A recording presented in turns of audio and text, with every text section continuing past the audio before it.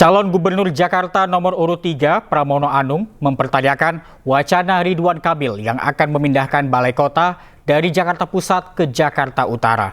Hal ini lantaran wacana pemindahan ibu kota Jawa Barat dari Bandung ke Tegalega tidak kunjung terrealisasi. Nomor 1 sempat menyampaikan bahwa sebagai Gubernur Jawa Barat akan memindahkan pusat pemerintahan dari Gedung Sate di Bandung ke Tegal Luar. Tapi tidak jadi. Kemudian baru-baru ini Kang Emil juga bilang atau pasangan nomor 1 menyampaikan bahwa akan memindahkan Balai Kota dari Jakarta Pusat ke Jakarta Utara. Untuk itu kami ingin menanyakan apakah ini memang serius untuk mau dipindahkan, karena IKN kan Jakarta bukan ibu kota lagi, di pusat pemerintahan Balai Kota banyak sekali gedung-gedung yang akan menjadi kewenangan pemerintah Jakarta. Untuk itu apakah perlu dipindahkan?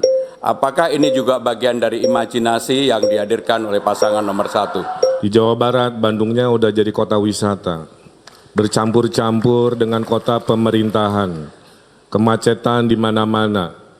Tentara-tentara di Bandung itu rumahnya jauh, Mas, karena dulu memang pusat militer dari zaman kolonial. Sehingga ibu kota Jawa Barat memang tidak cocok untuk ada pusat pemerintahan lagi, maka ada wacana itu. Jakarta juga sama. Kalau tadi ada yang tertawa urusan imajinasi, lah IKN itu datang dari imajinasi. Nah sekarang kalau Jakarta mau mengurangi macet, selain perluasan transportasi publik, mari benerin tata ruangnya.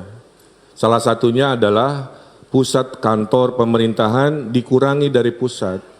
Tentu ini harus didialogkan kepada stakeholder di Jakarta. Jadi IKN adalah imajinasi, wacana ini juga imajinasi, realitanya kita diskusikan. Mohon maaf. Sementara itu calon gubernur Jakarta nomor urut 2, Dharma Pangerekun, mempertanyakan kenapa teras Cihampelas di Bandung yang dibangun Ridwan Kamil kini mati suri setelah diterpa pandemi. Dharma juga kembali menyinggung pandemi COVID, deflasi, dan inflasi yang merupakan desain pihak tertentu. Pertama, Bapak punya ikon di Bandung adalah teras Cihampelas dengan proyeknya. Betul Pak ya?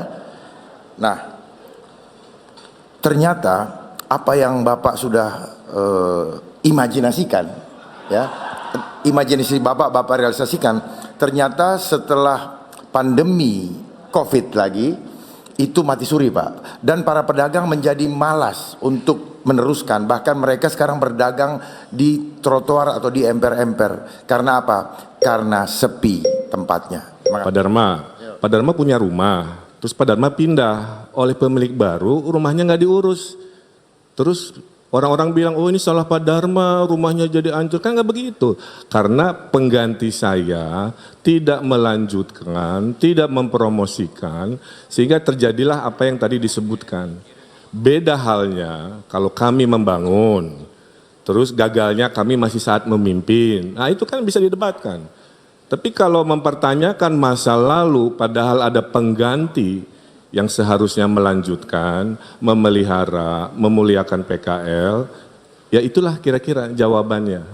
Waktu Bapak jadi wali kota, COVID belum ada Pak.